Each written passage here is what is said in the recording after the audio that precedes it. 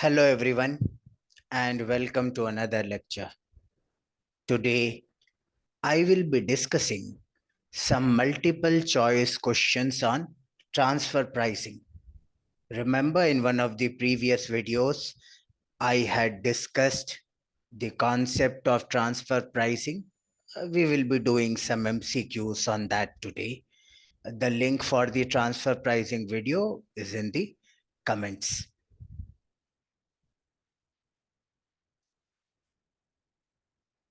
Now remember, transfer pricing questions can be a little bit technical on the sense that it's not a pure formula thing that you have mugged up the formula and you can apply. So you have to read the question, understand it, and then only you will be able to solve it properly.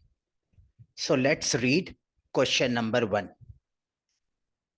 An appropriate transfer price between two divisions of a manufacturer can be determined from the following data. So they are telling that an appropriate transfer price can be determined between two divisions of a manufacturer from the following data. So there is fabricating division, one of the divisions of the company. Market price of subassembly. So subassembly may be a type of component which they are manufacturing. So market price of that is $50. Variable cost of subassembly. So variable cost of subassembly for producing that for the fabricating division is $20.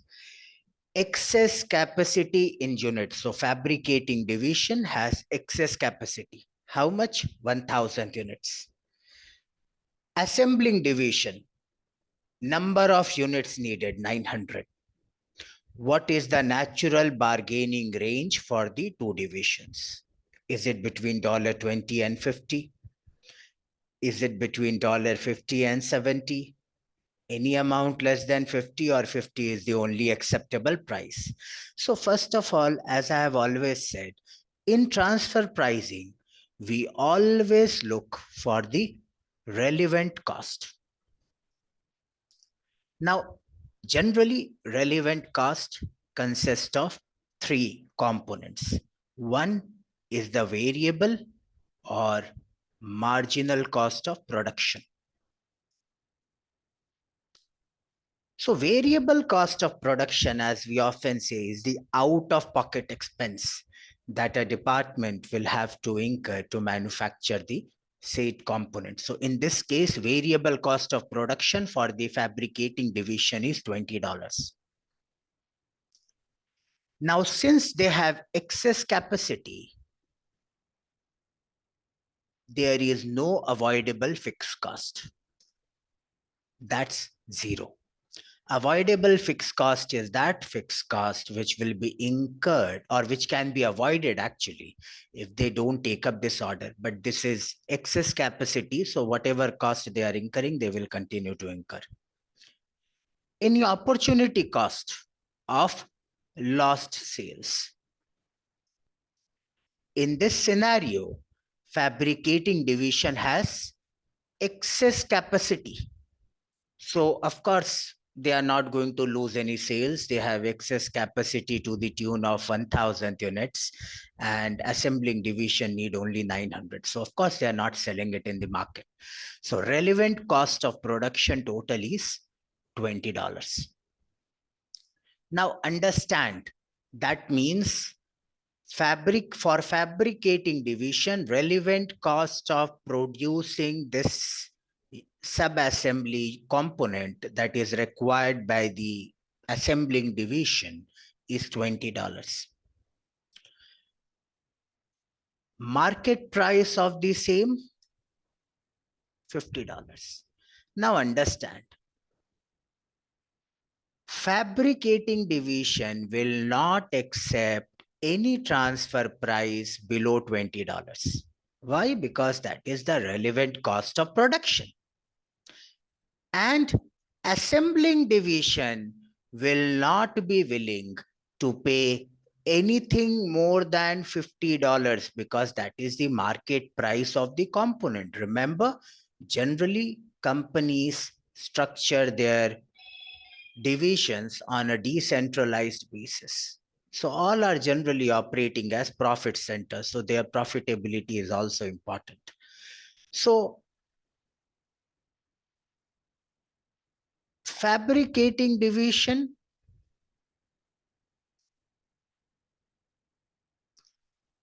will not accept anything less than $20 because that is the relevant cost of production for fabricating division.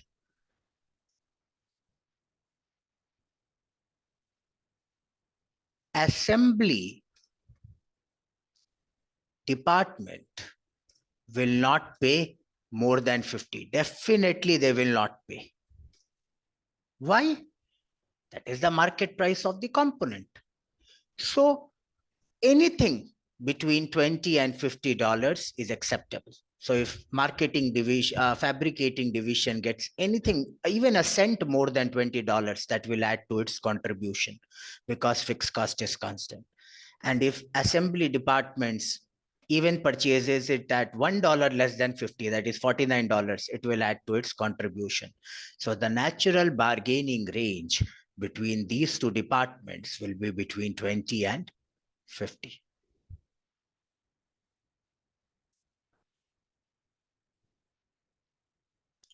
Question number 2.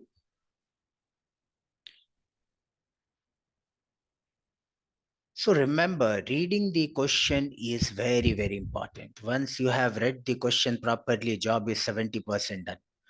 Unless you understand the question, definitely you are not going to solve it.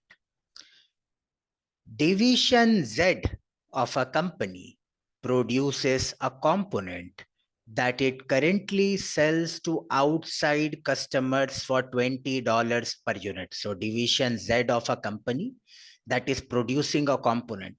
What is the market price of the component? $20 per unit. At its current level of production, which is 60% of capacity only. So at its current level of production, which is only 60% of capacity, division Z's fixed cost of producing this component is $5 per unit and variable cost is $12 per unit. Now understand for division Z, what are the figures available? Variable cost, $12. Allocated fixed cost, $5. And market price of the same, $20. Now it is currently operating at only 60% of the capacity. So allocated fixed cost, you can say, is generally an unavoidable fixed cost. It will be constant in total. You can also understand this in such a way that if rent of a room is 30,000 and 3 people are sharing the room, it will be allocated to each person at 30,000 by 3, 10,000. If one person leaves the premises and goes away, it will be allocated now between 2 people, 30,000 by 2, 15,000. If instead of 3, one more people moves in, it will now be allocated between 4 people. So 30,000 divided by 4, 7,500. But the total fixed cost, that is total rent, remains constant, 30,000. You can allocate it between the units of production, but the total cost is not going to change. So this is an unavoidable fixed cost, not a relevant cost of production. Division Y of the same company would like to purchase this component from division Z for $10. So division Y is looking to purchase this at $10. Now this of course won't be acceptable. The variable cost of production for division Z is $10. I don't know till now, I have not read it in the question, that after accepting from division Z whether the capacity will increase or not, or whether fixed cost will increase or not. But at least I know the variable cost of producing each unit, $12. They are definitely not going to sell it to division Y for $10.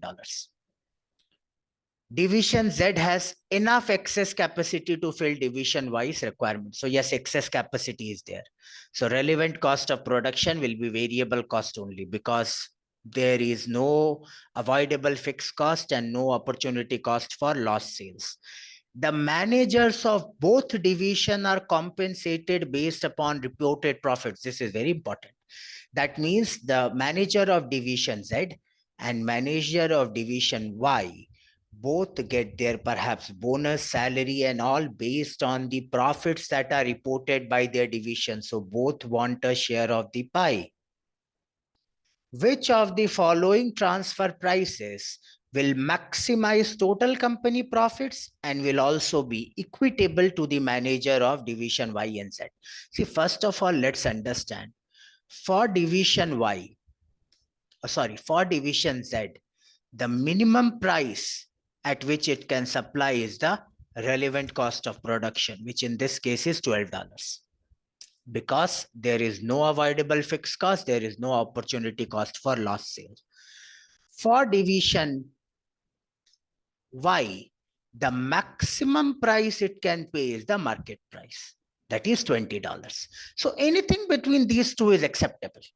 Because if both the divisions are judged on their reported profits and you want to treat them equitably, you will want a price between 12 and 20 so that both divisions get a share of the profits.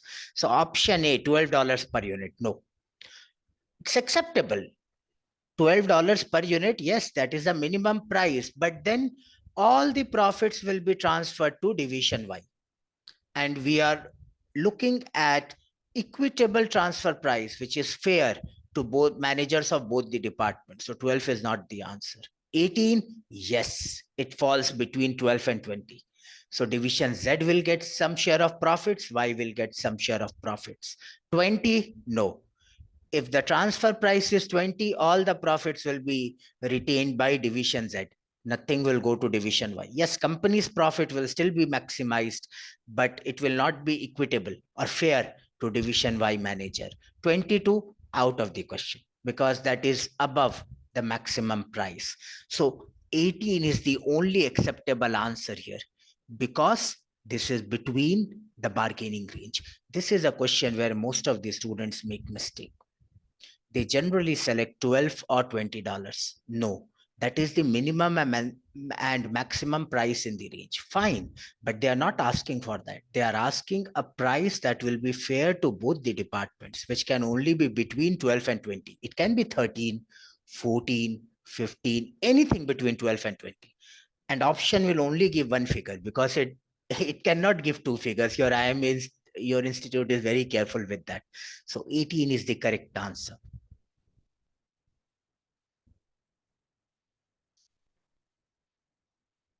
Question 3. Division A of a company is currently operating at 50% capacity. So at the beginning of the question only, they are telling that I am operating at half capacity.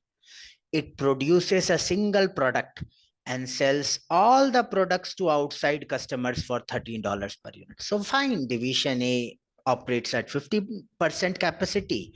It produces one product only and sells all of its produce at $13 per unit. Variable cost of production is 7. Fixed cost, again, remember, because it's only at 50%, it's just allocated to the number of units you are producing, $6, same as the rent example. At the current production level, division B, which currently purchases this product from an outside supplier for $12 per unit. So division B needs this product and is currently purchasing it from an outside supplier for how much? $12 per unit. Division A will operate at 80% capacity to meet outside customer demand and division B demand. That means even after accepting division B demand, it will still operate at only 80% capacity. That means total fixed cost will remain same. So fixed cost is unavoidable, irrelevant cost, not to be considered in decision making. What is the minimum price that division A should charge to division B for this product? Minimum price always is the relevant cost of production. Why I'm writing this again and again so that it like gets into your head a little that yes, this is the general format. So first is, of course, the variable cost of production. That is $7. Fixed cost is unavoidable.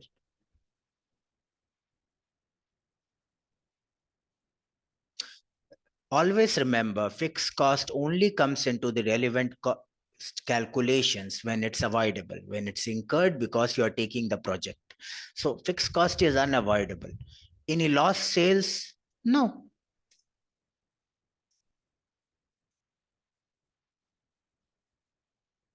So relevant cost of production is the minimum cost. That is $7. So yes, division A can supply this to division B at $7 minimum. And see, understand, even if they ask the bargaining range. So minimum cost is 7. What is the maximum price which division B will be willing to pay? That is the price that it is currently paying to outside suppliers, $12. It will not agree on more than that. So natural bargaining range between the two departments is $7 to $12. In this question, they asked only minimum price. Last question for today's discussion. A carpet manufacturer maintains a retail division. So a carpet manufacturer is there, they maintain a retail division. It consists of stores stocking its brands and other brands, and a manufacturing division that makes carpets and pads. So there is a carpet manufacturer. They have a retail division. Retail division consists of lot of stores that also stocks the brand made by carpet manufacturer and other brands. It's similar to like if tomorrow, for example, let's say any manufacturing company, Hindustan Unilever, they open their own stores. They are keeping their own brands also, and brands of ITC and other FMCG company also, similar. An outside market exists for carpet padding material in which all padding produced can be sold. So there is an outside market for something called padding, which this manufacturer is producing, and that outside market can absorb all the demand. What is the proper transfer price for padding transferred from the manufacturing to the retail division? Is it variable manufacturing division production cost? Is it variable manufacturing division production cost plus allocated overhead? Is it variable manufacturing division production cost plus variable selling and administration cost, or market price at which the retail division could purchase padding? Now, always remember, the transfer should always happen at relevant cost. Now, the question is telling me that there is a market in which all this product can be sold. So of course, the relevant cost will be variable cost and the opportunity cost. Let's say the variable cost of making this product is $7 and it can sell in the market for $50. That means if it sells internally, it will have to forego $43 in contribution, sales minus variable cost. So of course, in this situation, always the transfer should happen at market price. Always remember, when there is an external market for your product and that market can purchase all the goods, the transfer should always happen at market price. So D is your correct answer. So that's it, guys, for this session. If you liked the video and found it informative, please comment and subscribe to the channel. And if you have any doubts, you can always WhatsApp me your queries. So thank you for your time, everyone.